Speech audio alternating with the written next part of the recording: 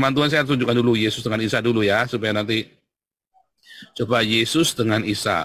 Ya, tadi ya, Yesus, kita cerita Yesus. Isa, tadi ya. Yesus ini lahir dari Maria, suku Yehuda. Ini dari Maryam, suku Lewi. Ya, Marianya Islam adalah suku Lewi. Di sini namanya Yosef. Ini namanya Yusuf. Ini oke lah. Saya nggak tahu suku apa ya. Kemudian di sini lahirnya di Palungan. Ditaruh di Palungan. Ini pohon korma. Ya kan? Ini ceritanya di Bethlehem. Ini nggak tahu di mana. Terus ini ceritanya 8 hari disunat. Ini sunatnya nggak tahu kapan. Disunat apa enggak? Nggak tahu. Jangan-jangan nggak disunat juga lagi. Jangan-jangan Isa nggak disunat ya. Karena nggak pernah disebutkan disunat. Ya. Ya, di sini dari usia 0 sampai 30 tahun tidak bikin mujizat, tidak buat mujizat. Di sini 12 ya 0 usia 0 bisa bicara, 12 tahun bikin mujizat, ya bikin burung, ya kan? Nah, ini Isanya mati, disalib, dibangkitkan, ya, dimakamkan ya. Di sini isinya diserupakan, ya kan? Lalu pertanyaannya, kalau sudah begitu banyak sekali perbedaan ini, lebih banyak bedanya daripada samanya. Walaupun mereka maksa ini sama, ya tetap beda. Yang bedanya lebih banyak daripada samanya. Persamaannya apa? Persamaan Yesus dengan Isa, persamaannya apa? Pakai merah ya. Persamaannya adalah karena Yesus Israel, Bani Israel kan? Oh, ini orang Palestina. Isa ini orang Palestina, saudara ya, bukan orang Israel. Beda ya. Ya, jadi beda, udah beda, jelas. Isa itu orang Palestina, ya. Jangan-jangan ini juga bukan orang Lewi, tapi Maryam saudara Harun. Harunnya ini ternyata orang Palestina, saudara. Kalau Yesus itu orang Israel. Nah, ya orang Israel, Yahudi. Ini kan orang Palestina, Isa ini kan. Ini jelas beda. Ya, sudah jelas beda. Kalau ini mah udah book, udah selesai udah kalau ceritanya begitu. Apalagi di sini menyembah Allah, di sini Yesusnya disembah oleh muridnya kan. Di sini Yesusnya menyembah Allah. Apakah Yesus pernah menyembah Allah di sini? Nggak pernah. Tidak pernah dikatakan Yesus itu menyembah. Bahkan menyembah Bapaknya saja nggak pernah, saudara. Ya, kata sujud itu salah, terjemahnya salah. Ya, Yesus itu tidak pernah menyembah, sujud menyembah nggak pernah ya. Ya, jadi Yesus tidak pernah sujud menyembah kepada manapun. Kalau kata sujud itu, kata sujud ya di dalam Alkitab kita itu dari kata pipto, artinya jatuh. Kalau menyembah itu prospipto atau proskuneo. Ya nih, tenangin ya. Namanya Yesus di Getsemani, ya dikatakan sujud. Ini dari kata pipto. yang artinya jatuh. Ya, misalnya ya, burung jatuh, rambut jatuh, rumah rontok, hujan jatuh. Nah, itu pipto. Nah, kalau perempuan pendarahan tersungkur, ini prospipto, ya. Kalau ada murid-murid ya atau setan atau malaikat menyembah, maka dari kata proskuneo. Apakah Yesus pernah disebut proskuneo kepada Bapa? Tidak pernah sekalipun, saudara. Tapi Yesus berkata dalam Matius 4 ayat 10, ya, hipage satana kegraptai kurion tonteon. Ya, kurion tonteon. Proskunesis. Kita harus proskuneo kepada kurion tonteon.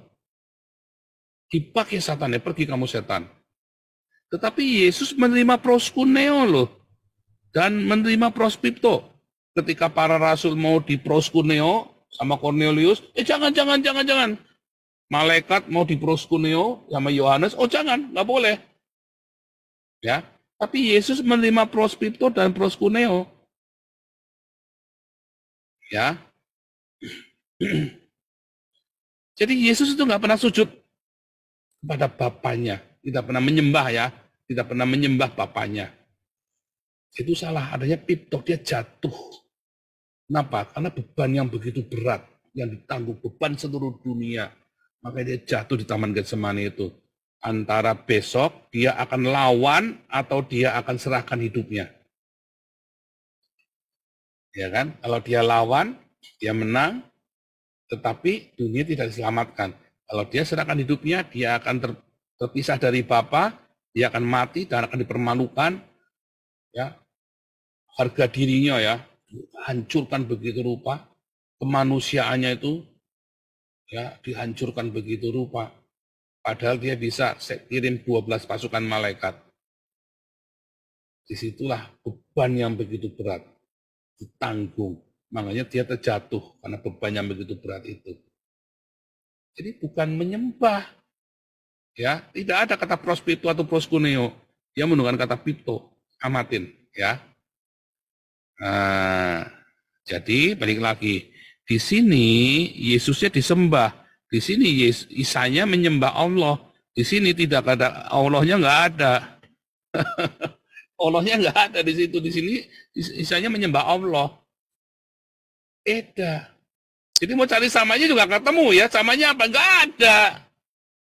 Mau cari samanya di mana? Nggak ada. Tetap nggak ada. Udah tak cari-cari nggak ketemu. Ya laki-laki saja. Sama-sama laki-laki. Tetapi kemudian Donditan sama Kainama bilang, katanya Yesusnya menikah di sini. Katanya ya, coba kita pakai yang lain ya. Katanya menikah.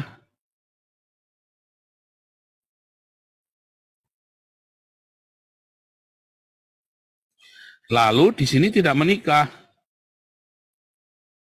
Terus kamu mau maksa bahwa ini sama dengan ini. Andai kata ini menikah, di sini tidak menikah. Lalu kamu mau bilang Yesus sama Isa sama. Kan tolol juga nih si Dondi sama si Kainama ini kan. Nah itu nggak konsisten, cangkemnya gitu. Bacotnya ini bolak-balik. Saudara. Kamu bilang Yesus menikah, Isa tidak menikah. Lalu kamu bilang sama. Bersama. Nah ini loh. Kan jadi kacau sekali kan. Yesus menikah malah punya anak banyak. Ya kan? Nah di sini katanya Yesusnya nggak menikah, berarti beda dong, simpel kan? Berarti kan beda, sudah jelas. Kacau ya, kacau sekali. Lah si Dondi sama Kainama mau pegang yang mana, yang menikah apa tidak menikah? Ya, jadi kacau kan, jadi kacau sekali nih mereka cara berpikirnya kan, amburadul. Paham ya? Jadi sama nggak Yesus dengan Isa? Sampai kapanpun akan berbeda, saudara. Tidak akan pernah bisa sama. Sampai kapanpun akan berbeda, tidak akan pernah bisa sama. Mau diapa-apain nggak bisa sama, nggak bisa. Ya, artinya ini adalah perwujudan dari anti Kristus. Kristus. Ini adalah Kristus, yang sebelah kanan adalah anti dari Kristus. Ya, yang sebelah kiri Yesus akan datang kembali ke dunia ini untuk menyelamatkan orang Yahudi dan orang Kristen. Yang sebelah kanan Isanya datang buat membunuh orang Yahudi nanti sama orang-orang Islam. Kan edan ini. Yang sebelah kiri Yesua atau Yesus akan datang untuk menyelamatkan orang Yahudi dan orang Kristen. Yang sebelah kanan, Isa akan datang untuk membunuh orang Nasrani dan orang Yahudi, saudara. Membunuh musuh-musuh Islam kan? Isa ini kan? Yahudi dan Nasrani kan musuh Islam kan? Musuh abadinya Islam kan Yahudi dan Nasrani. Jadi sudah jelas beda, mau sampai kapan mau disama-samain nggak bisa sama. Nggak akan sama. Yang sebelah kiri Yesus akan menyelamatkan orang Yahudi dan orang Kristen.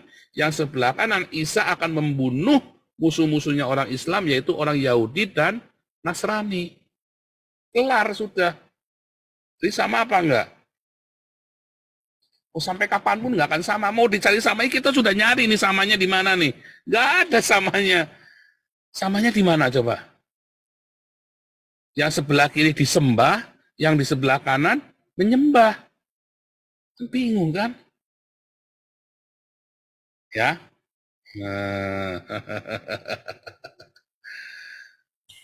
Oke ya. Yang di sebelah kiri ya, Yesus mengajar ya, memberitakan Injil ya. Injil itu bukan wahyu, saudara ya. Injil itu dari zamannya Daud, dari zamannya Musa, Torah itu pun Injil. Ya, Injil, kabar kesukaan, kabar keselamatan, karena digenapi. Yang sebelah kanan bawa kitab Injil. Yang sebelah kanan membawa Yesusnya, Isanya membawa kitab Injil, kitab bernama Injil. Yang sebelah kiri, Yesusnya tidak membawa kitab bernama Injil, tetapi dirinya adalah Injil, adalah Evangelion, kabar selamat. Wah, tambah banyak lagi bedanya, tambah mumet kamu nanti, saudara. Intinya beda. Yang sebelah kiri Yesusnya menggenapi Torah, yang sebelah kanan ya Yesusnya mengajarkan ajaran baru yang namanya Nasrani, Injil.